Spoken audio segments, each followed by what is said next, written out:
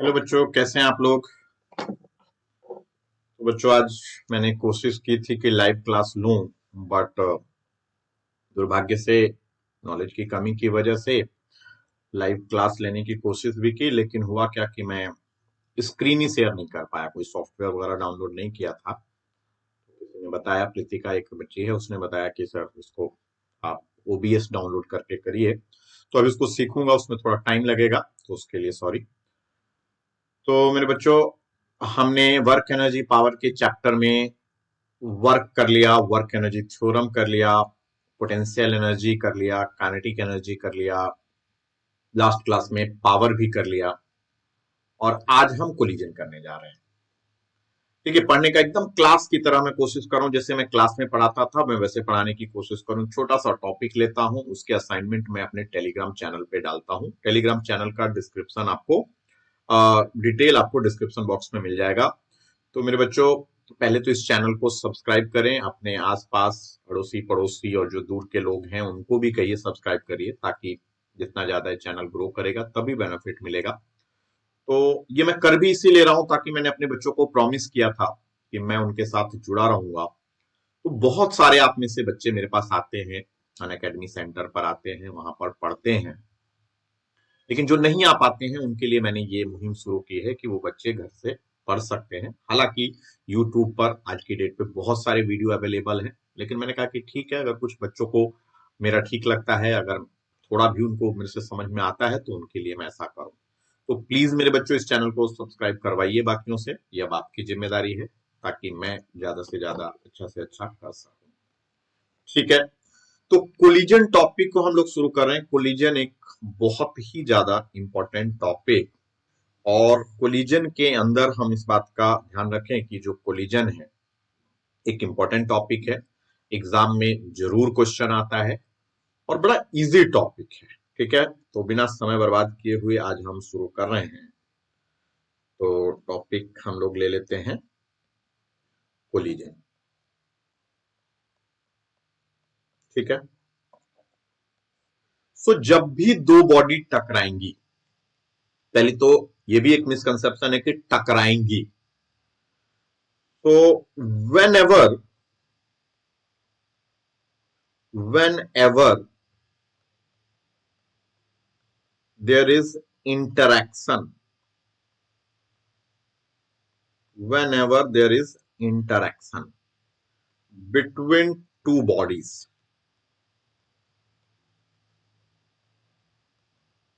so whenever there is interaction between two bodies, जब भी दो बॉडी इंटरैक्ट करेंगी, मतलब एक दूसरे पे फोर्स एक्सर्ट करेंगी, whenever there is interaction between two bodies, their momentum, याद रखिए इंडिविजुअल का momentum, there momentum changes.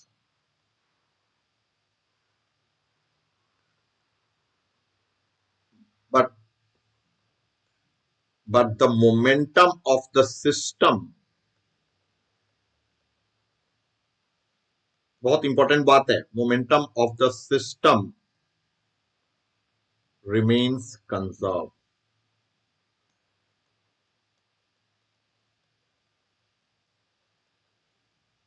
Through out. ठीक है, so momentum of the system remain conserve. तो पूरे के पूरे प्रोसेस में मोमेंटम कंजर्व रहता है। मोमेंटम इनिशियली भी कंजर्व सेम रहता है, फाइनली भी सेम रहता है, और पूरे पाथ में मोमेंटम सेम रहता है। तो मेरे बच्चों, एक बहुत इंपॉर्टेंट पॉइंट है कि momentum remain conserve through out. तो अगर मैं मोमेंटम का और टाइम का ग्राफ बनाऊंगा, तो मोमेंटम, सिस्टम का मोमेंटम याद रखना, इंडिविजुअल का मोमेंटम नहीं। तो ये आपकी बात आ रही है, कंजर्व रहेगा, मोमेंटम सेम रहेगा थ्रू आउट। ठीक है, एक बात और दिमाग में रखनी है कि मोमेंटम के लिए जरूरी नहीं है कि दो बॉडी के बीच में कोलिजन हो। बिना कोलाइड किए भी मोमेंटम कंजर्व हो, कोलिजन हो सकता है।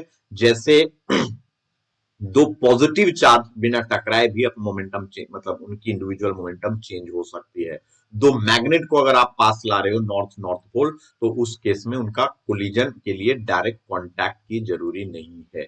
सो कोलिजन आप समझ गए, whenever there is interaction between two body their momentum changes but the momentum of the system remain conserved. बहुत इंपॉर्टेंट पॉइंट कि सिस्टम का मोमेंटम कंजर्व रहता है। अब जो कोलिजन है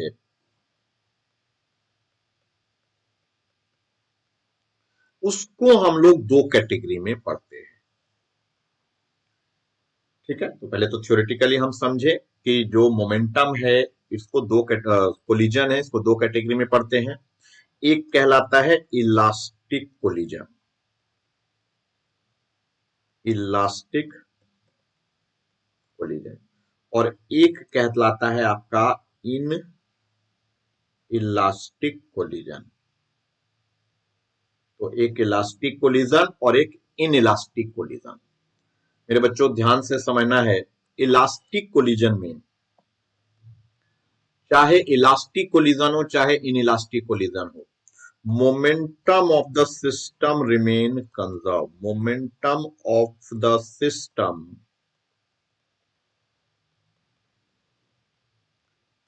remains conserved. यहां भी हम लिखेंगे कि momentum of the system remain conserve, system की मोमेंटम हमेशा कंजर्व रहेगी। सो momentum of the system remains conserve. ये बात तो क्लियर हो गई, चाहे हमारा इलास्टिक कोलिजन हो चाहे हमारा इनइलास्टिक कोलिजन हो, मोमेंटम कंजर्व रहेगा। दूसरी चीज भी ध्यान रखिए, टोटल एनर्जी रिमेन कंजर्व। तो टोटल एनर्जी भी कंजर्व रहेगी, यहां भी यही रहेगी, टोटल एनर्जी हमेशा कंजर्व रहती है। तो टोटल एनर्जी रिमेन्स कंजर्व, तो टोटल एनर्जी कंजर्व रहती है। हाँ, क्या नहीं रहती है, तो इलास्टिक कोलिजन में काइनेटिक एनर्जी रिमेन्स कंजर्व।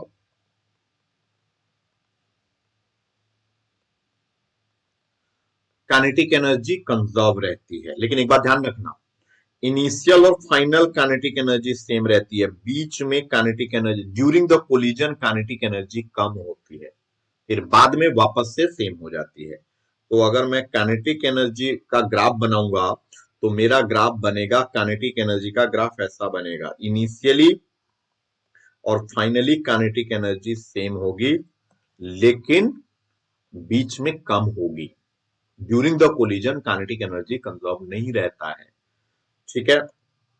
इधर साइड में काइनेटिक एनर्जी बिल्कुल कंजर्व नहीं होती, तो kinetic energy does not remain conserve, does not remain conserve.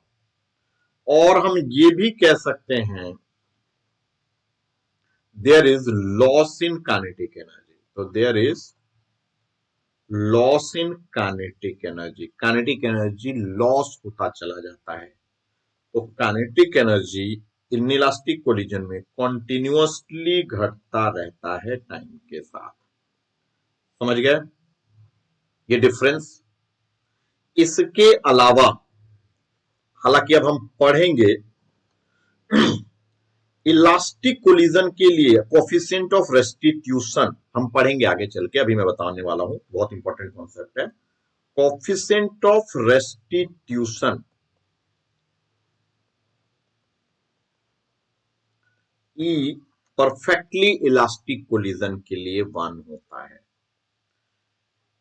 इस साइड में हम अगर बात करें तो जो ई होता है वो 0 होता है परफेक्टली इनइलास्टिक के लिए, इनइलास्टिक कोलिजन के लिए, परफेक्टली इनइलास्टिक कोलिजन के लिए ये 0 होता है, बाकी 0 से 1 तक होता है एक्सक्लूडिंग 1। समझ गया? तो परफेक्टली इलास्टिक कोलिजन के लिए, इलास्टिक कोलिजन के लिए हमारा कोफिशिएंट ऑफ रेस्टिट्यूशन 1 होता है, जबकि परफेक्टली इनइलास्टिक के लिए 0 होता है। तो मेरे बच्चों ये छोटी छोटी बातें आपको समझनी है, इलास्टिक कोलिजन क्या होता है, इनइलास्टिक कोलिजन क्या होता है, ये डिफरेंस उम्मीद करता हूं सबको समझ में आ गया होगा। क्लियर हो गया? बढ़े आगे। चलिए, बहुत अच्छी बात है, धन्यवाद आपका। अब मैं कोफिशिएंट ऑफ रेस्टिट्यूशन समझाता हूं। Coefficient of restitution, coefficient of restitution. तो मेरे बच्चों समझना है इसे, ये दो बॉडी है, ये u1 वेलोसिटी से मूव कर रही है, ये दूसरी बॉडी है, ये u2 वेलोसिटी से मूव कर रही है। और अगर मेरा u1 बड़ा होगा u2 से, तो ऑब्वियस है कि कभी ना कभी जो u1 है, मतलब जो पीछे वाली बॉडी है, पहली बॉडी है, वो दूसरी बॉडी को टक्कर मारेगी। ये बात तो समझ में आ रहा है कि कोलिजन तो होगा। कोलिजन के बाद पहली वाली की वेलोसिटी चेंज हो जाएगी v1, और फिर वेलोसिटी दूसरे वाले की वेलोसिटी हो जाएगी v2। तो before collision and after collision. बात समझ में आ गया? क्लियर? तो मेरे बच्चों यहां पे पहले केस में क्या हो रहा है, अप्रोच कर रही है पहली वाली बॉडी, तो इसको बोलेंगे रिलेटिव वेलोसिटी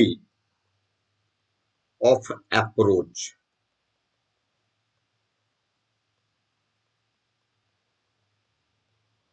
तो रिलेटिव वेलोसिटी ऑफ अप्रोच क्या होगी, वो होगी u1 माइनस u2। ठीक है, तो ये बॉडी जा रही है, पीछे से ये बॉडी आ रही है, तेज आ रही है, तो ये अप्रोच कर रही है पीछे वाली, लेकिन टकराने के बाद फिर अलग अलग होने लग जाएंगे। तो ये हो गया रिलेटिव वेलोसिटी ऑफ सेपरेशन, आगे वाले की स्पीड ज्यादा होगी, तो ये होगा v2 माइनस v1। तो मेरे प्यारे बच्चों, हमारा जो कोफिशिएंट ऑफ रेस्टिट्यूशन है, कोफिशिएंट ऑफ रेस्टिट्यूशन, ई से रिप्रेजेंट करते हैं, ये है relative velocity of separation, relative velocity of separation divided by relative velocity of approach. ठीक है, सो कोफिशिएंट ऑफ रेस्टिट्यूशन का फॉर्मूला है रिलेटिव वेलोसिटी ऑफ सेपरेशन, यानी v2 minus v1 divided by u1 minus u2। बड़ा इंपॉर्टेंट फॉर्मूला है, इसको आपने याद कर लेना है। v2 minus v1 upon u1 minus u2, v2 minus v1 upon u1 minus u2, that is the most important formula जिसको आपने याद करना है। क्लियर हो गया? चलिए, तो ये कोफिशिएंट ऑफ रेस्टिट्यूशन है। परफेक्टली इलास्टिक बॉडी के लिए याद कर लेना है, ये 1 होता है, और परफेक्टली इनइलास्टिक बॉडी के लिए ये आपका हो जाता है 0। अब मैं यहां पर लेने जा रहा हूं परफेक्टली इन इलास्टिक कोलिजन। मेरे बच्चों, perfectly inelastic collision, perfectly inelastic collision मैंने क्या बताया? परफेक्टली इनइलास्टिक कोलिजन का कोफिशिएंट ऑफ रेस्टिट्यूशन 0 होता है। तो यहां पे आपको याद रखना है ई 0 होता है, और ई 0 होने का मतलब समझते हैं कि क्या हो गया। तो ई अगर हमारा 0 है, कोफिशिएंट ऑफ रेस्टिट्यूशन हमारा 0 है, तो कोफिशिएंट ऑफ रेस्टिट्यूशन 0 ये हो गया v2 minus v1 upon u1 minus u2। तो ये v2 इक्वल टू v1 आ जाएगा। इसका मतलब ये है कि परफेक्टली इनइलास्टिक कोलिजन में अगर ये u1 वेलोसिटी से जा रहा था और अगर ये u2 वेलोसिटी से जा रहा था, तो टकराने के बाद दोनों साथ जाएंगी, स्टिक हो जाएंगी, साथ चलेंगी। समझ गया? तो इस बात को आप समझ लेना है कि in perfectly inelastic collision two body stick, bodies stick और साथ साथ चलती हैं कॉमन वेलोसिटी से। तो बॉडीज क्या हो जा रहा है, ठीक है, आज लग रहा है टेक्निकल फॉल्ट कुछ ज्यादा ही आ रहा है मेरे साथ। तो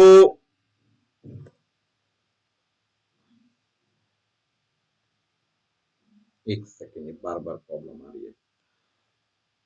तो स्टिक कर गई, ये बड़ा इंपॉर्टेंट पॉइंट है कि परफेक्टली इनइलास्टिक कोलिजन में बॉडी स्टिक कर जाती है। तो मेरे प्यारे बच्चों इस बात का ध्यान रखना, परफेक्टली इनइलास्टिक कोलिजन सिर्फ कंजर्वेशन ऑफ मोमेंटम से सॉल्व हो जाएगा।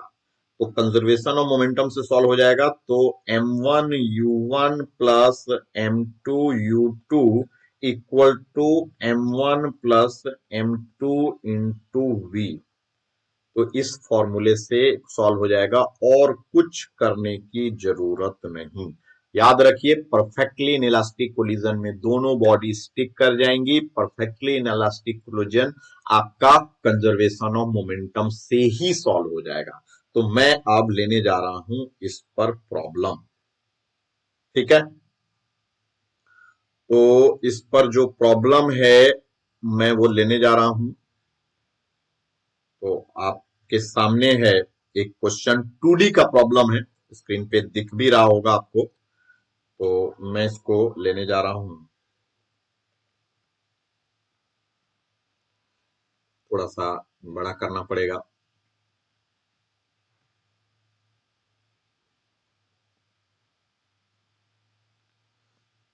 ये आपसे कहता है कि द मास m,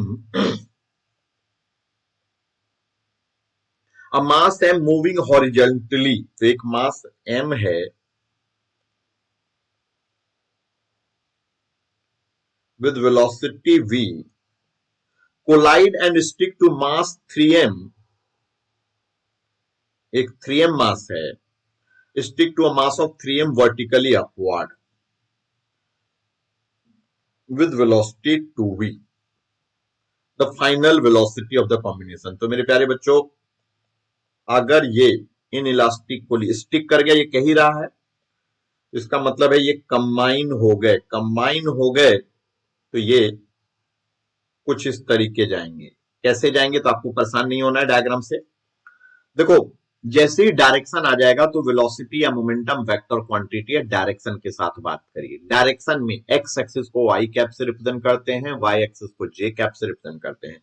तो इसका मोमेंटम आ गया एम वी आई कैप, इसका मोमेंटम हो गया 3m इंटू 2v जे कैप, और इसका मोमेंटम 3 और 1 4m, इसका टोटल मास 4m हो गया। 4m मुझे नहीं पता डायरेक्शन, तो v लिख दिया मैंने। तो मेरे पास इनिशियल मोमेंटम और final momentum m v i cap plus 3 दूनी 6 m v j cap equal to 4mv। Solve कर लीजिए, आपका आंसर आ गया, m से m गया, m गया, m गया, तो आपका आंसर आ गया v/4 i cap, v/4 i cap plus 6/4 v j cap. ये आपके पास वेलोसिटी आ गई, यानी v/4 i cap, v/4 i cap plus 3/2 v j cap, ये हमारा कंबाइंड मास की वेलोसिटी आ गई। समझ गए होंगे, बहुत इजी, ठीक है। एक और प्रॉब्लम हम लेते हैं, ये तो 2D का प्रॉब्लम हो गया। और इन इलास्टिक कोलिजन,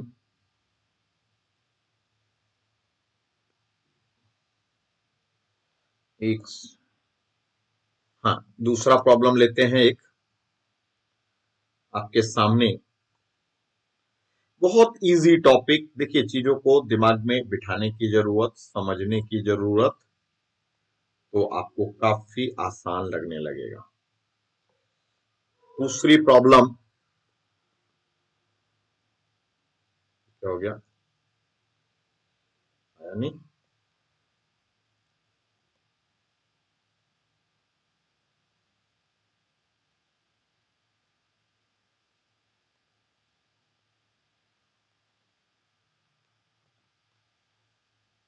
एकदम शांत से, बहुत चिल्ला चिल्ली ये सब चीजें नहीं। फिजिक्स बड़े प्यार से, बड़े आराम से, बड़े शांत तरीके से करेंगे। A block of mass 4 kg is moving with velocity 40 metre पर सेकेंड, ये 40 मीटर पर सेकेंड से जा रहा है, in east direction, फिर से east direction, collide with another ball of mass 6 kg moving with velocity, तो ये 6 kg का है, मूविंग विद वेलोसिटी 20 मीटर पर सेकेंड इन ईस्ट डायरेक्शन, दोनों ही एक ही डायरेक्शन में है, 20 मीटर पर सेकेंड। एक डायरेक्शन में है तो डायरेक्शन नहीं भी लेंगे तो चलेगा, लेकिन जब अलग अलग डायरेक्शन होगी तो तब डायरेक्शन लेना जरूरी है। ठीक है। Collision, after collision the two ball stick, तो कोलाइड होने के बाद दोनों बॉल 6, 4, 10 किलो के हो गए, इनकी वेलोसिटी हमको नहीं पता है। Then loss of kinetic energy, तो मेरे बच्चों सबसे पहले momentum 4 into 40 plus 6 into 20 equal to 10 v हम निकालेंगे, तो 4 चौका 16, 6 दूनी 12 इक्वल टू 10 वी। तो मेरे पास जो वेलोसिटी आएगी 16 प्लस 12 वेलोसिटी, तो 16 प्लस 12 कितना हो जाएगा, 6 2 8 28, तो हमारे पास वेलोसिटी आ गई 28 मीटर पर सेकेंड कंबाइंड मास की। अब देखिए जो लॉस निकालना है, loss in kinetic energy, loss का मतलब हुआ initial minus final. Initial kinetic energy आपका हाफ m1 पहले वाले का मास u1 square plus half m2 u2 square minus half, दोनों मास स्टिक कर गए तो m1 m2 और कॉमन वेलोसिटी से मूव करें तो v स्क्वायर। तो पहले का हो गया हाफ, मास कितना है पहले का मास है 4 kg, वेलोसिटी कितना है पहले का, वेलोसिटी पहले का है 40 प्लस हाफ, दूसरे का मास 6 kg है शायद, और वेलोसिटी दूसरे का 20 मीटर पर सेकेंड, तो 20 का square minus half, total mass 6 plus 4 10 into velocity आपने निकाल लिया 28 का स्क्वायर। तो इसको आप सॉल्व कर लीजिए या कर लेते हैं, तो ये हो जाएगा 2 इंटू 40 का स्क्वायर प्लस 3 इंटू 20 का स्क्वायर माइनस 5 इंटू 28 का स्क्वायर। तो कैलकुलेट करके देखिए ये कितना आएगा। ठीक है, समझ गए, तो इसको आप कर लेंगे, अब आप समझ चुके हैं, ये आंसर आपका आ जाएगा। चलिए, अब मेरे बच्चों ये तो हो गई इन इलास्टिक कोलिजन, तो इन इलास्टिक कोलिजन के अंदर आपने क्या करना है, इन इलास्टिक कोलिजन के अंदर सिर्फ conservation of momentum, perfectly in elastic collision में सिर्फ मोमेंटम कंजर्व कराने से ही आंसर आ जाएगा हमारा। बट अगर अगर हमारा परफेक्टली इन इलास्टिक कोलिजन नहीं है तब हम क्या करेंगे, तो मैं यहां पर जो तरीका बताने जा रहा हूं उसको आप लेंगे, तो वो है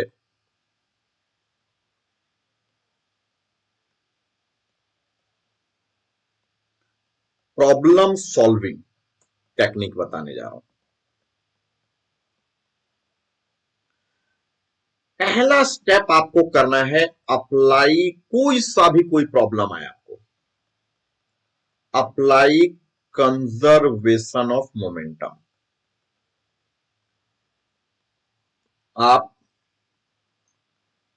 कंजर्वेशन ऑफ मोमेंटम अप्लाई करिए and make a equation,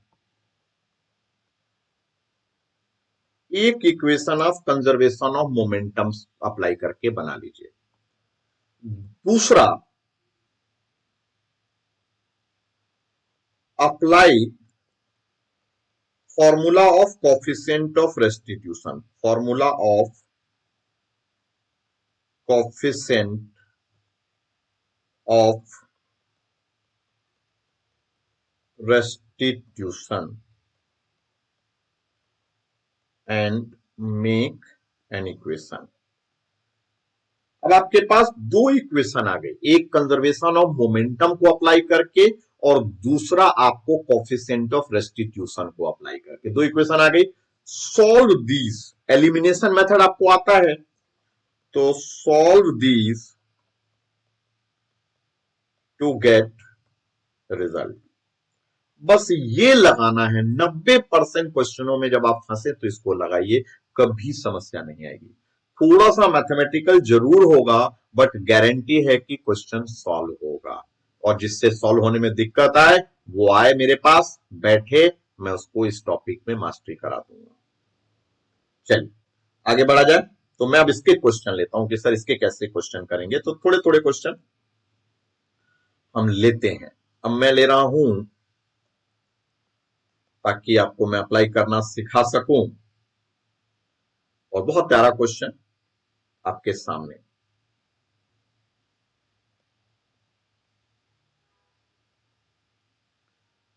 question है,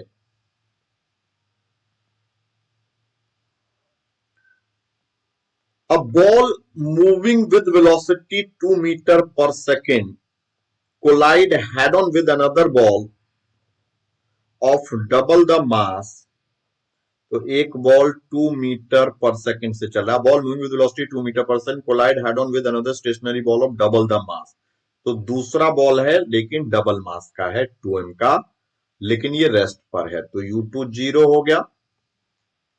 कोफिशिएंट ऑफ रेस्टिट्यूशन हमको दे रहा है 0.5. Then their velocity. बहुत प्यारा क्वेश्चन, इससे आपका कॉन्सेप्ट क्लियर होगा ऐसा मैं मानता हूं. मैंने पहले क्या बताया, कोई भी प्रॉब्लम है कंजर्वेशन ऑफ मोमेंटम लगाई. तो कंजर्वेशन ऑफ मोमेंटम से मेरी इक्वेशन हो गई 2 into m plus 2m into 0. समझिए, mass into velocity 2 into m plus भाई m1 u1 plus m2 u2 equal to, हमें नहीं पता टकराने के बाद इसकी वेलोसिटी कितनी हुई, तो हम उसको v1 ले लेते हैं और टकराने के बाद दूसरे की वेलोसिटी v2. तो mv1 प्लस 2mv2, क्योंकि दूसरे की मास डबल है. तो मेरे बच्चों मेरी एक इक्वेशन बन गई 2m equal to mv1 plus 2mv2. तो मेरी एक इक्वेशन आ गई v1 plus 2v2 equal to 2. मेरा एक इक्वेशन बन गया. दूसरा मेरे को कोफिशिएंट ऑफ रेस्टिट्यूशन का बनाना है. तो कोफिशिएंट ऑफ रेस्टिट्यूशन मेरा है E is equal to 0.5 which is equal to v2 minus v1 upon u1 minus u2. तो इस तरीके से मेरा v2 माइनस v1 आ गया 0.5 u1. u1 कितना है हमारे पास, चलो मैं भी u1 रखता हूं, u2 तो 0 है. तो मेरा v2 माइनस v1 इंटू 0.5 और u1 मेरा है 2. तो v2 minus v1 equal to 1. ये मेरी दूसरी इक्वेशन आ गई. बड़े ध्यान से समझिए, पहले कंजर्वेशन ऑफ मोमेंटम लगाया, उससे इक्वेशन आ गया v1 plus 2v2 equal to 2, और दूसरा कोफिशिएंट ऑफ रेस्टिट्यूशन लगाया, उससे इक्वेशन आ गई v2 माइनस v1. तो मेरे पास एक इक्वेशन है v1 plus 2v2 equal to 2, और दूसरी इक्वेशन है v2 minus v1 equal to 1. अगर मैं ऐड कर दूंगा तो v1 से, एलिमिनेशन मेथड, v1 से v1 कट जाएगा, v2 plus v2 3v2 equal to 2 plus 1 3. तो v2 मेरा 1 मीटर पर सेकेंड आ गया.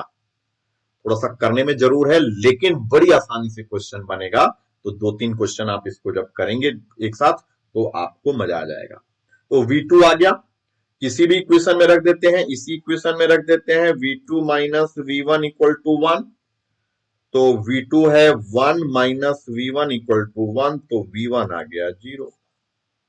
तो v1 मेरा 0 आ गया, v2 मेरा 1 आ गया. तो 0 और 1 मेरा आंसर है विच इज सेकेंड. ठीक है, चलिए बहुत अच्छा. एक मैं और ऐसा लेता हूं, कई और लेता हूं, देखते हैं मिल जाता है तो.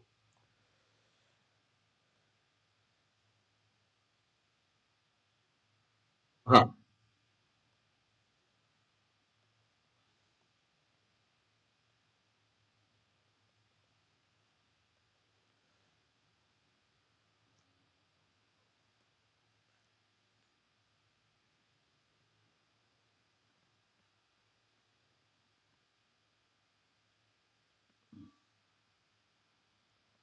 अब देखिए क्वेश्चन हमारे सामने है नीट 2018 का। A moving block having mass m collide with another stationary block, अभी किसी वेलोसिटी से मूव कर रहा है नहीं पता, लेकिन एक 4m मास की ब्लॉक है जो रेस्ट पर है। A moving block having mass m collide with another stationary block having mass 4m. The lighter block टकराने के बाद m वाला जो है वो आपका रेस्ट पर आ गया। The lighter block come to rest after collision when the initial velocity of the lighter block is v, इसको v ले लेते हैं। When the initial velocity of the lighter block is v, then the value of, इसमें हमको coefficient of restitution पूछा है। अब coefficient of restitution हमारा होता है E is equal to V2 minus V1 upon U1 minus U2। तो V2 जो 4m वाला है इसकी वेलोसिटी हमको नहीं पता है अभी। V1 हमारा 0 हो गया, U1 हमारा V हो गया और U2 हमारा 0 हो गया। तो हमें अभी V2 निकालना पड़ेगा, तभी जाके हमारा आंसर आएगा। अब कोफिशिएंट ऑफ रेस्टिट्यूशन का तो फॉर्मूला हमने अप्लाई कर दिया, तो अब हम कंजर्वेशन ऑफ मोमेंटम लगाते हैं। तो कंजर्वेशन ऑफ मोमेंटम में m v plus 4m into 0 equal to m v1 plus 4m v2। तो यहां से हमारे पास आ गया m into v equal to 4m v2। तो m से m कट जाएगा, तो मेरे पास v2 की वैल्यू आ गई v/4। मैं इस फॉर्मूले में रख दूंगा, तो कोफिशिएंट ऑफ रेस्टिट्यूशन मेरा v2/v है। तो v2 कितना है मेरे पास, v/4/v मेरा आ गया 1/4। 1/4 का मतलब आप समझ गए कि 0.25 ये मेरा कोफिशिएंट है। इस तरीके से आप क्वेश्चन करोगे मेरे बच्चों, गारंटी है एक क्वेश्चन नहीं फंसेगा। आज शाम को ही आप बैठ जाइए, अपने पैकेज से, अपने बुक से, बुकलेट से सारे कोलिजन के क्वेश्चन करिए, और जो नहीं हो वो मुझसे आप आके पूछ सकते हैं। ठीक है, तो इस अपॉर्चुनिटी का फायदा उठाइए और अपने सब्जेक्ट को स्ट्रांग बनाइए। इससे सुनहरा गोल्डन मौका आपको नहीं मिलेगा। ठीक है, ये क्या आ गया,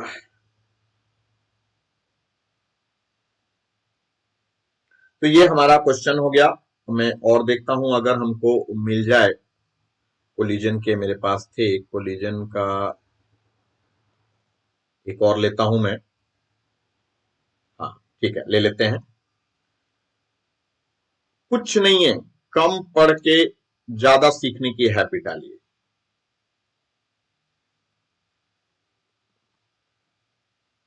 वही मैं करवाता हूं। लोग कहानियां लिखवाते रहते हैं, करते रहते हैं, क्वेश्चन कुछ सॉल्व होता नहीं है, वो नहीं। एक क्वेश्चन आपके पास आ गया, body A of mass 4m moving with speed u collide collision body B of mass 2m at rest. तो फिर से एक दूसरी बॉडी है 2m जिसकी वेलोसिटी u2 है रेस्ट पे। The collision is head on and elastic है collision. After collision the fraction, collision के बाद 4m का क्या हुआ नहीं बताया इसने, तो 4m की वेलोसिटी v1 मान लेते हैं और 2m की वेलोसिटी क्या हुआ v2 मान लेते हैं। ठीक है, so after collision the fraction of energy lost by the colliding body है। तो इस तरह के क्वेश्चन में डायरेक्ट फॉर्मूला भी है, लेकिन फॉर्मूले पे जाने की जरूरत नहीं है, आप प्रैक्टिस से चाहे कहीं से याद कर लोगे।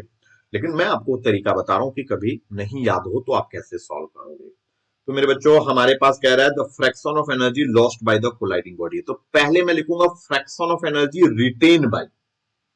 So a body A of mass 4m moving with speed u collide collision body B of 2m at rest. तो जो कोलाइडिंग बॉडी है मेरी वो 4m है, तो इसकी इनिशियल काइनेटिक एनर्जी हो गई half 4m into u square after collision the fraction of energy lost by the colliding body A. तो ए की है हाफ 4m यू स्क्वायर और टकराने के बाद हो गई इसकी velocity half 4m into v1 square. तो मैं यहां उल्टा करूंगा, मैं निकालूंगा fraction of kinetic energy retain निकालूंगा पहले। तो ये हो जाएगा, रिटेन तो है half 4m into v one square divided by original half 4m into u square. ठीक है, तो हाफ 4m कट गया, तो मुझे बेसिकली निकालना क्या है, मुझे v1 बाई यू का स्क्वायर यही तो निकालना है। तो मुझे कैसे भी v1 पता चल जाए तो मेरा आंसर आ जाएगा। अब मैं v1 कैसे निकालूंगा, तो बड़ा उसका सिंपल तरीका है, कहीं भी मैं फंसू v1 निकालना है। देखिए कई बुक में इसके फॉर्मूले दिए हुए हैं, मेरे बच्चों इतना लंबा फॉर्मूला है कि आपको याद नहीं होगा, तो भाई उसके चक्कर में हम ना पड़े, मैं डायरेक्ट करूंगा। कॉन्सेप्ट बिल्डअप करिए, फॉर्मूले जहां जरूरत पड़ेगी, जहां इजी फॉर्मूला है उनको याद करेंगे, जो नहीं याद होने वाले उन पे कॉन्सेप्ट बिल्डअप करेंगे।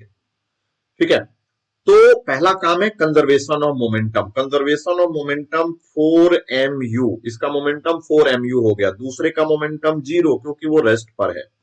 फिर दूसरी आफ्टर कोलिजन 4mv1 और दे उसका हो जाएगा 2mv2। तो मेरी एक इक्वेशन बन गई, m कट गया, 4u equal to 4v1 plus 2v2, ये आपकी बन गई कोलिजन का।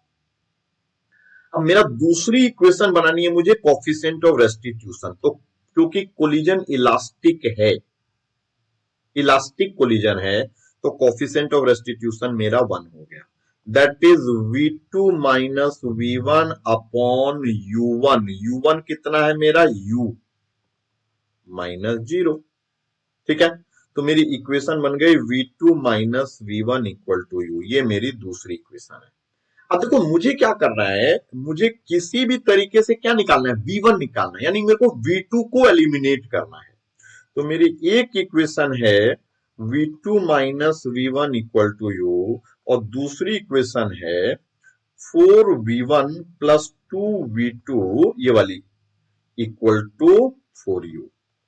अब अगर ऊपर वाली इक्वेशन में मेरे को किसको एलिमिनेट करना है, v2 को, तो ऊपर वाली इक्वेशन में मैं अगर 2 से मल्टीप्लाई कर दूं तो मेरा v2 वाला टर्म हट जाएगा। तो मेरा क्या बन गया, 2v2 minus 2v1 equal to 2u, और ये पहले से है 4v1 plus 2v2 equal to 4u।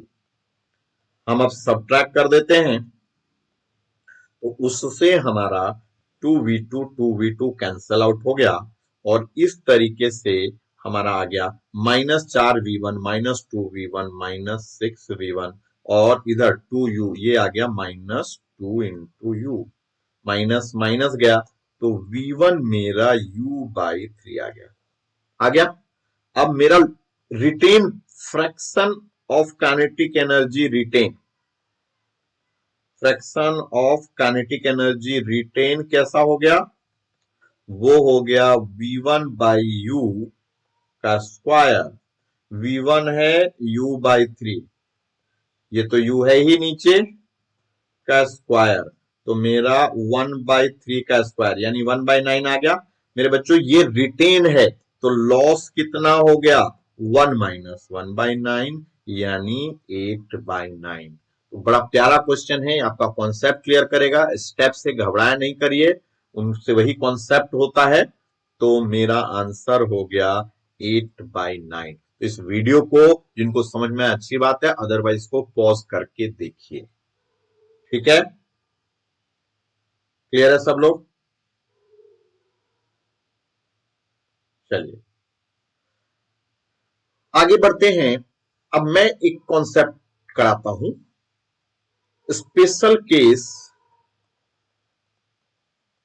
अच्छा, of perfectly elastic collision. Assignment आपको टेलीग्राम चैनल पे मिल जाएगा, उसको आज कर लेंगे। Special case of perfectly elastic collision. अच्छा मेरे बच्चों, फॉर्मूला भी होता है इसका, तो वो फॉर्मूला भी स्कूल में तो 5 नंबर में वो डेरिवेशन आएगा। चलो मैं उस डेरिवेशन को भी करा ही दूं ताकि मेरे जो बच्चे स्कूल की तैयारी कर रहे हैं वो डेरिवेशन कर लें।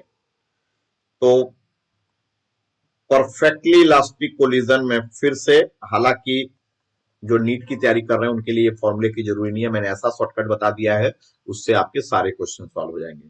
तो परफेक्टली इलास्टिक कोलिजन में आपको वेलोसिटी के बारे में पूछता है।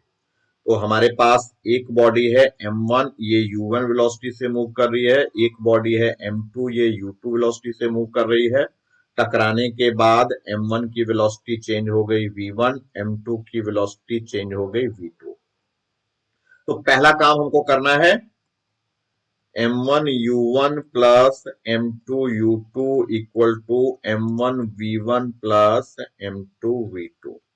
कुछ स्कूलों में ये प्रूव करने के लिए भी आ जाता है कि prove that the coefficient of restitution is 1, या ये भी कह सकता है कि prove that velocity of approach equal to velocity of separation. तो परफेक्टली इलास्टिक कोलिजन में वेलोसिटी ऑफ अप्रोच और वेलोसिटी ऑफ सेपरेशन सेम होता है। तो यहां से एक इक्वेशन आपकी बनेगी, m1 वाले टर्म आप एक तरफ ले लीजिए, तो m1 u1 plus m2 v2, तो m1 u1 m1 आ गया आपके पास u1 minus u2 equal to m1 v1 minus v2। ये इक्वेशन एक बन गई।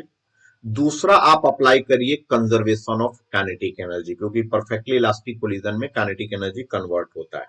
तो half m1 u1 square plus half m2 u2 square equal to half m1। जो बच्चे स्कूल के लिए ये करा रहा हूं वैसे जरूरत नहीं है, हाफ m2। तो क्योंकि आप बोर हो सकते हो इसको देख के, तो प्लीज इस बात का ध्यान रखिए कि हम इसकी उतनी खास जरूरत नहीं है, नीट के लिए नहीं है। नीट के लिए मैं तरीका बता चुका हूं, हालांकि कुछ कॉन्सेप्ट मुझे और बताने, बड़ा इंपॉर्टेंट कॉन्सेप्ट है, उसको जरूर लास्ट में देखिए, वो सबसे ज्यादा इंपॉर्टेंट है और वो समझने में सबसे ज्यादा दिक्कत आती है, तो उसको आप समझेंगे।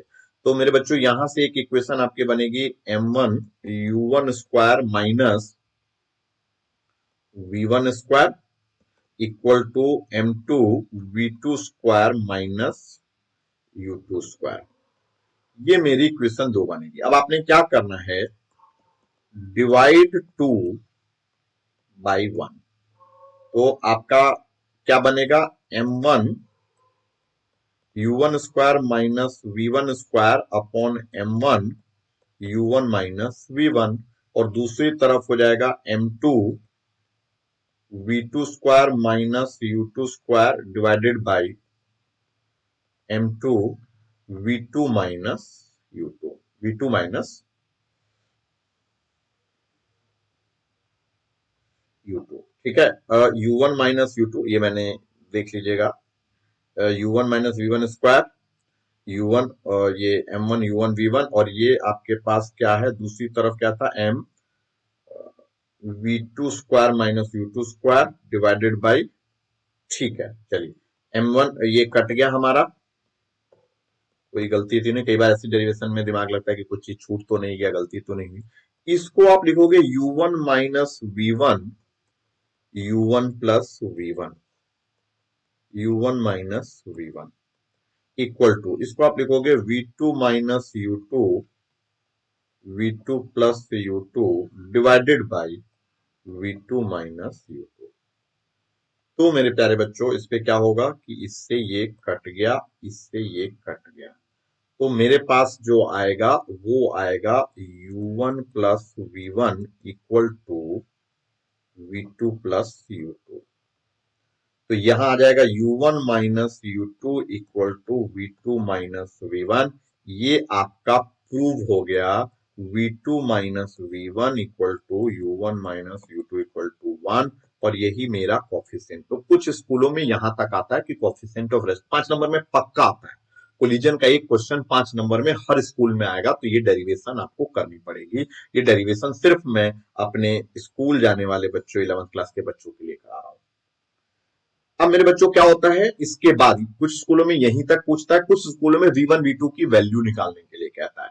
तो एक बार मेरे नीट के बच्चे माफ करेंगे, तो इसमें हम क्या करेंगे, V2 की वैल्यू निकालेंगे। तो V2 की वैल्यू हो गई U1 minus U2 plus V1। अब आपको जो इक्वेशन याद हो conservation of momentum, M1 U1 plus M2 U2 equal to M1 V1 plus M2 V2, इसमें आप V2 की वैल्यू पुट कर दीजिए। M1 V1 plus M2 V2 की value U1 minus U2 plus V1। तो आपका आंसर आ जाएगा M2U1 minus M2U2 plus M2V1। तो M1V1 प्लस M2V1 M2U1, तो हम अब क्या करेंगे, हम V1 वाले टर्म इधर रखेंगे, M1V1 M2V1, तो V1 कॉमन लिया, M1 प्लस M2, और U1 वाला टर्म यहां पर है M1U1 प्लस M2U2, और इधर हो गया प्लस M2U2 माइनस M2U1। तो रीअरेंज करने की बात है, लास्ट में रिजल्ट हम लोग याद कर सकते हैं अगर नीट वाले बच्चे चाहें। वैसे मेरे हिसाब से कोई जरूरत नहीं है, लेकिन फिर भी। तो मैं पहले वाले केस में हम देख रहे हैं M1U1 प्लस M2U2, और दूसरा M2U2 प्लस M2U2 तो ऐड हो गया, तो ये हो गया 2M2U2। तो मेरे पास क्या आ गया, U1 अगर मैं कॉमन लूं तो M1 minus M2 plus 2M2U2 equal to V1 M1 plus M2। तो मेरे पास क्या फाइनली जो वेलोसिटी का फॉर्मूला है V1 M1 minus M2 upon M1 plus M2 into U1 plus 2M2U2 upon M1 plus M2। ये formula मेरा आ गया अगर मुझे V1 निकालना है। V1 के लिए M1 माइनस M2, इधर U1। V2 के लिए बस आप इंटरचेंज कर दीजिए वैल्यू, कुछ नहीं, इसको कर दीजिए M2 माइनस M1, नीचे तो प्लस है तो कोई फर्क नहीं पड़ेगा, M1 प्लस M2, U1 की जगह पे U2, M1 की जगह M2 की जगह पे M1, ये फॉर्मूला हो गया। तो ये फॉर्मूला स्कूल में बोर्ड के बच्चों को आता है, इसलिए मैंने आपको कराया। बट अगेन सेइंग कि कोई हमें नीट के लिए इसकी जरूरी नहीं है, ये फॉर्मूला याद करने की जरूरत नहीं है। अच्छा, इस पर ना दो स्पेशल केस है जो मेरे नीट के बच्चे कर लेंगे। केस 1, पहला केस है if M1 equal to M2। अगर M1 M2 बराबर हो जाए, तो इस फॉर्मूले में M1 M2 बात करेंगे तो पहला वाला टर्म तो जीरो आ जाएगा। तो उसमें क्या होता है कि V1 इक्वल टू U2 बन जाता है और V2 इक्वल टू U1 बन जाता है। तो इसमें सिंपल याद करने के बाद वेलोसिटीज गेट इंटरचेंज। तो आइडेंटिकल मासेस जब भी टकराएंगे इलास्टिक कोलिजन में, तो उनकी वेलोसिटी चेंज हो जाएगी। पहले वाले की वेलोसिटी दूसरे को मिल जाएगी, दूसरे वाले की वेलोसिटी पहले को मिल जाएगी। यहां पे ध्यान रखिएगा, there is maximum transfer of kinetic, इस केस में maximum 100% transfer. So there is 100% transfer of kinetic energy. बाकी किसी केस में इतना ट्रांसफर नहीं होता, इसमें 100% transfer, there is 100% transfer of kinetic energy. तो एक पहला केस आप समझ गए। दूसरा केस आप ध्यान देंगे, इसमें यह है कि when a heavier body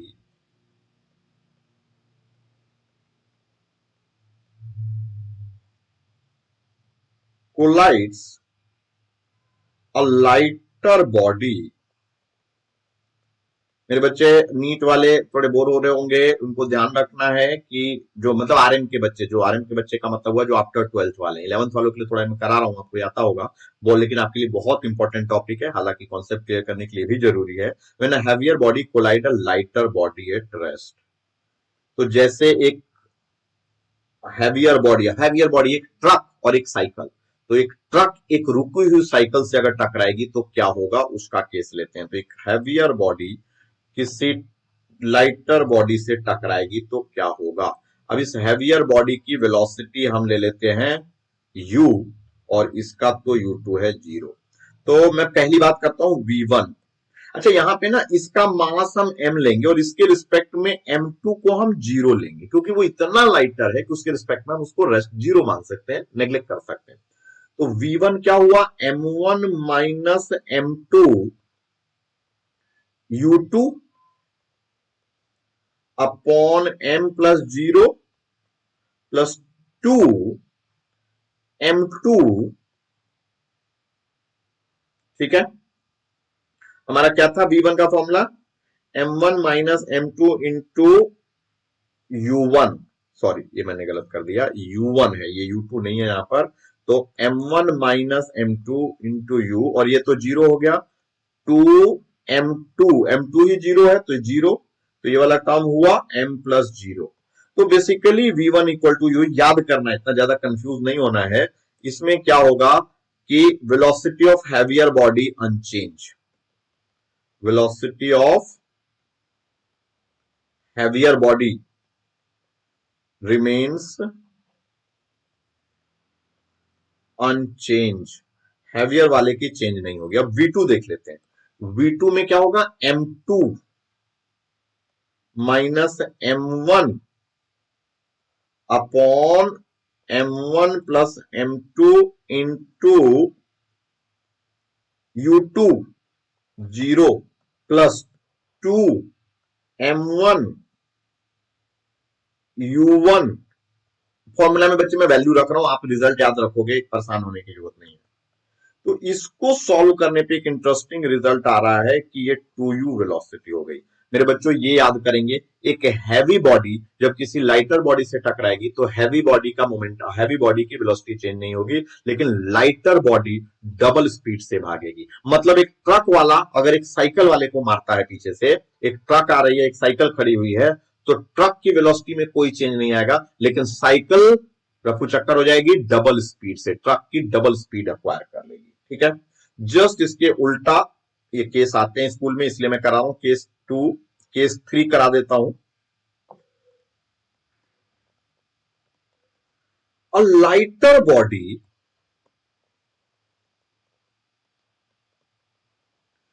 collide a heavier body at rest. अभी बहुत इंपॉर्टेंट टॉपिक मैं बताने जा रहा हूं थोड़ी देर में। A lighter body collides a heavier body at rest. तो इस बार क्या है कि ये एक हैवियर बॉडी है और ये एक लाइटर बॉडी है, ये कोलाइड करेगी। इस बार हम m1 को 0 लेंगे, m2 को m लेंगे। तो पहले तो हम इसी की वेलोसिटी करते हैं v1। v1 ठीक है, एक v1 क्या होगा, v1 है m1 minus m2 u1 u upon 0 plus m plus 2 m2 u2 upon m1 plus m2। तो मेरे बच्चे ये वाला टर्म तो वैसे ही 0 हो गया, तो v1 जो हो गया वो माइनस u। तो बड़ा इंटरेस्टिंग चीज, अगर एक साइकिल वाला एक खड़ी हुई ट्रक से टकराएगा तो साइकिल रिबाउंड कर जाएगी। Lighter body, lighter body rebound, lighter body rebound कर जाएगी। समझ गए, विद सेम वेलोसिटी, वेलोसिटी तो नहीं बोलना चाहिए, विद सेम स्पीड, डायरेक्शन तो बदल गई ना। लेकिन हैवियर बॉडी का क्या हुआ वो देख लेते हैं। तो V2, V2 का क्या हुआ, V2 M2 minus M1 into U2 upon M1 plus M2। ये वाला टर्म तो 0 हो गया, प्लस 2 M1 U1, ये भी टर्म 0 ही हो गया। तो मतलब लाइटर बॉडी की वेलोसिटी, लाइटर बॉडी जैसे दीवार है, दीवार से आप बॉल फेंक रहे हो तो बॉल वापस रिबाउंड कर जा रही है, लेकिन वॉल पे कोई फर्क नहीं पड़ रहा है। तो ये चीज आपको ध्यान देंगे कि जो लाइटर बॉडी है वो रिबाउंड करेगी, बट जो हैवियर बॉडी है वो रेस्ट पर ही रहेगी। तो ये कुछ केसेस हैं। अब मेरे बच्चे मैं आपको कराने जा रहा हूं collision with an immovable object।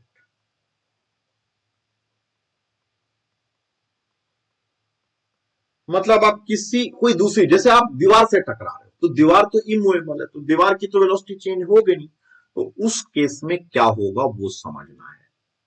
मेरे बच्चों एक बात आप ध्यान रखना है, जब भी दो बॉडी टकराती है तो टकराने पे कौन सा, एक दूसरे पे कौन सा फोर्स एक्सर्ट करती हैं? They exert force along normal, normal force. So momentum, there momentum changes along normal. उनकी मोमेंटम हमेशा नॉर्मल के अलोंग चेंज होती है। मैं फिर से थोड़ा सा समझाने की कोशिश करता हूं। अगर दो बॉडी टकरा रही हैं, अगर ये v1 वेलोसिटी से और ये दूसरी बॉडी अगर ये v2 वेलोसिटी से है, तो जब भी ये मिलेंगी तो उनका मोमेंटम फोर्स एक्सर्ट करेंगी। फोर्स किस डायरेक्शन में एक्सर्ट करेंगी? ये इसको इधर लगाएगा, ये इसको इधर लगाएगा, लेकिन इस डायरेक्शन में मोमेंटम चेंज नहीं होगा। तो मोमेंटम रिमेन कंजर्व। मोमेंटम किस डायरेक्शन में कंजर्व रहेगा? कॉमन टेंजेंट के अबाउट। इसको मैं कॉमन टेंजेंट बोल सकता हूं। मोमेंटम बॉडी का किस डायरेक्शन में चेंज होगा? Along normal. Momentum changes individual body की, सिस्टम की तो बिल्कुल मोमेंटम चेंज नहीं होगी। तो momentum of bodies changes, momentum of, बहुत important concept, bodies changes along normal. फिर से मेरी बात, सिस्टम का मोमेंटम चेंज नहीं होगा, बॉडीज का मोमेंटम चेंज होगा। समझ गया मेरे बच्चों? तो मैं कुछ एग्जाम्पल से समझाने की कोशिश करता हूं कि सपोज एक बॉल है, वो टकरा रहा है, ये v वेलोसिटी से मान लेते हैं कि ये ग्राउंड पे स्ट्राइक किया, और टकराने के बाद it has acquired some velocity, let's say v1। तो मेरे प्यारे बच्चों, हमारा वेलोसिटी नॉर्मल, तो वेलोसिटी बॉल के नॉर्मल है, तो मैं ना ग्राउंड, इसको मैं सिस्टम 1 नाम दे देता हूं और ग्राउंड को मैं सिस्टम 2। तो बिफोर कोलिजन, बहुत इंपॉर्टेंट कॉन्सेप्ट, u1 हमारा चलो v है, u2 यानी ग्राउंड हमारा रेस्ट पर है। After collision, after collision v1 यानी वेलोसिटी ऑफ बॉल हमको निकालना है, लेकिन ग्राउंड तो फिर भी रेस्ट पे रहेगा। v2 ग्राउंड हमारा बाद में भी रेस्ट पे रहेगा। तो अब मैं अगर E लिखूं, v2 minus v1 upon u1 minus u2, तो v2 तो 0, v1 u1 v minus u2 0। तो मेरे पास E is equal to minus v1 by v आ गया। मतलब कोलिजन के बाद जो पहली वाली वेलोसिटी, बॉडी की वेलोसिटी है, एक तो नेगेटिव साइन, नेगेटिव साइन का मतलब है डायरेक्शन चेंज हो जाएगा, यानी ई टाइम्स चेंज हो जाएगा। तो आप लोगों ने रट लेना है, velocity change, velocity of movable body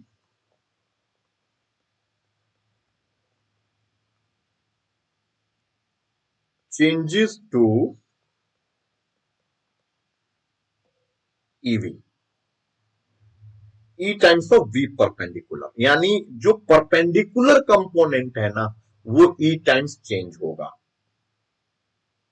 ठीक है, velocity of movable body changes, magnitude e times of v है, e times of v perpendicular, यानी कौन सा कंपोनेंट चेंज होगा? Perpendicular component, perpendicular component. मैं फिर से समझाने की कोशिश करता हूं, रट लेना है। चलिए हम 2D में लेते हैं। एक बॉडी है, ये Vx कंपोनेंट है, ये Vy कंपोनेंट है, मतलब ये बॉडी ऐसे आ रही है, और टकराने के बाद मेरे बच्चों बड़े ध्यान से इंपॉर्टेंट कॉन्सेप्ट, इस बात को आपने समझना है कि कौन सा कंपोनेंट चेंज होगा। ये कंपोनेंट चेंज नहीं होगा, ये कंपोनेंट चेंज नहीं होगा। मैं इसको थोड़ा सा v की जगह पे u लिख लेता हूं, ताकि ये कंपोनेंट ux, ये कंपोनेंट uy। मेरे प्यारे बच्चों, क्या नहीं चेंज होगा? ये there is no change in momentum along the wall, wall के पैरेलल वाला मोमेंट, क्योंकि वो कोलिजन हुआ ही। कोलिजन बेसिकली हुआ क्या? ui की वजह से। तो ये u by कितना हो जाएगा? Minus time e times of ui, बस। यानी कौन सा कंपोनेंट चेंज होगा? ये वाला कंपोनेंट ui चेंज हो गया e टाइम्स ऑफ ui, बस कहानी खत्म। हमको नॉर्मल कंपोनेंट को 180 डिग्री से टर्न कर देना और वो ई टाइम चेंज होगा। बहुत छोटा सा कॉन्सेप्ट, अगर आप याद कर लोगे तो समझ गया। कौन सा कंपोनेंट चेंज होगा? अलोंग द नॉर्मल, नॉर्मल के अलोंग का कंपोनेंट 180 डिग्री से टर्न करा देंगे, यानी साइन चेंज हो जाएगा और दूसरा ई टाइम चेंज हो जाएगा। तो मैं इस पर एक छोटा सा क्वेश्चन लेता हूं ताकि आपके दिमाग में बैठ जाए। Inelastic collision with immovable object. हाँ देखिए, ये मेरे पास एक क्वेश्चन आया है, बहुत प्यारा क्वेश्चन है, लेकिन सभी लोग कर सकते हैं।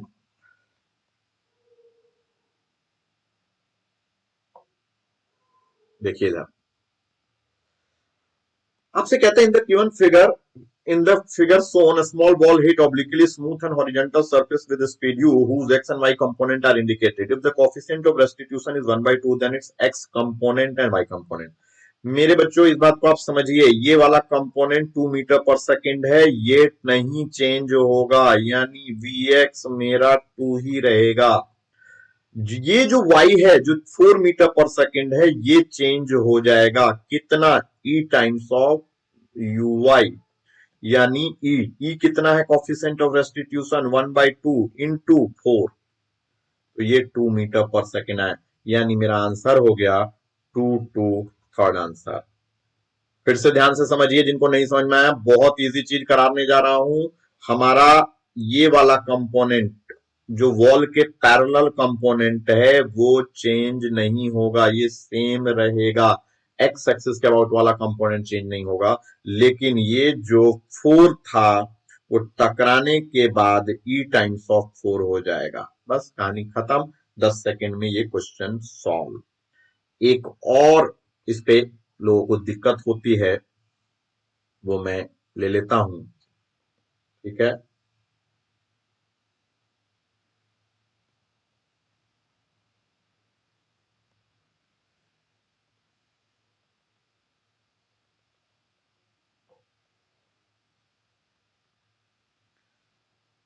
आपसे कहता है ball of mass and moving with speed u collide with a smooth horizontal surface at an angle theta with it as shown in figure. The magnitude of impulse, पहली बात तो impulse होता क्या? impulse होता है change in momentum.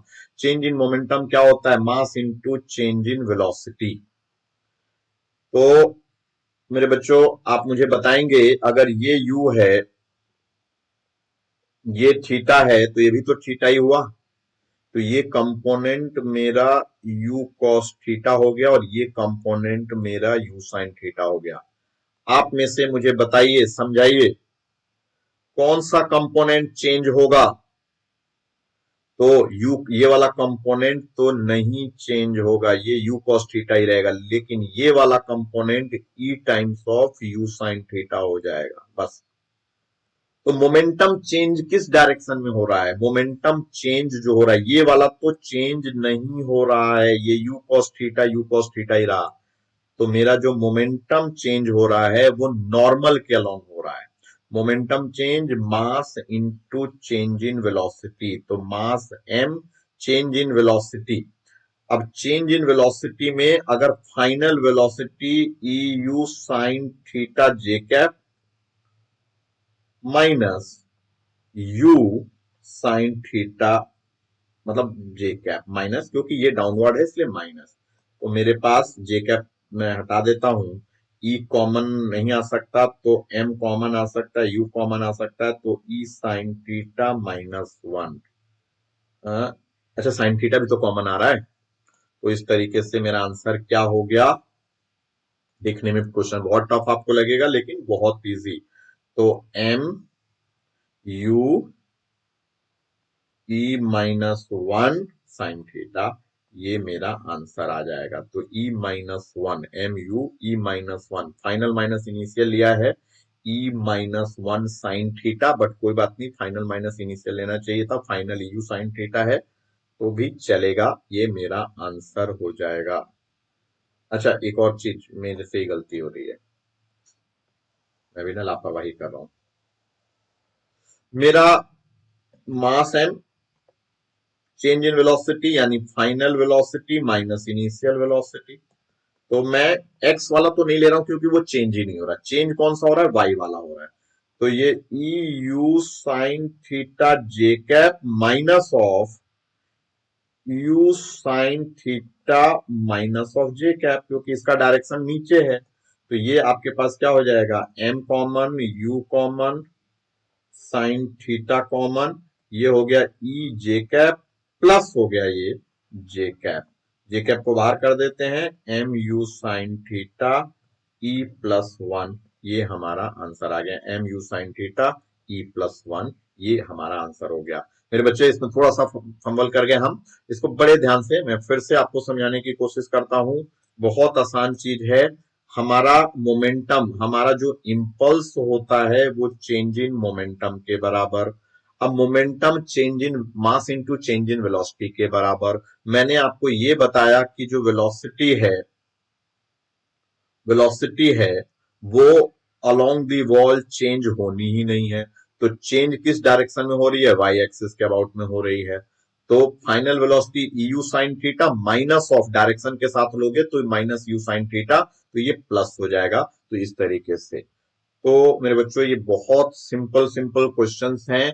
अब मेरी आपसे रिक्वेस्ट है कि इस वीडियो को देखने के बाद मेरे टेलीग्राम चैनल पर जाएं और वहां पर इसके असाइनमेंट को सॉल्व करें। ठीक है, इस तरीके से आप पढ़ोगे तो मेरे बच्चों पाओगे कि मैं आपके साथ हूं और बड़ी आसानी से आपका फिजिक्स ठीक होगा। बट उसके लिए रेगुलर रहना बहुत जरूरी है, वीडियो को साथ के साथ देखना बहुत जरूरी है।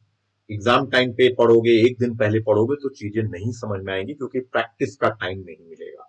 तो आप सबसे यही रिक्वेस्ट है कि प्लीज वीडियो को रेगुलरली देखें और हमारे अपनी समाज को, हमारा ये जो परिवार, यूट्यूब परिवार बन रहा है, उसको लार्ज बनाइए, बड़ा बनाइए, तभी मुझे भी बेनिफिट होगा और मैं और ज्यादा से ज्यादा आपको दे पाऊंगा। तो हर बच्चे से मेरी विनती है कि वो अपने दोस्त, कम से कम 5 दोस्तों को ऐड करे ताकि हम अपने टारगेट 1000 के टारगेट को जल्दी से जल्दी अचीव कर लें। ठीक है मेरे बच्चों, बाय, थैंक यू।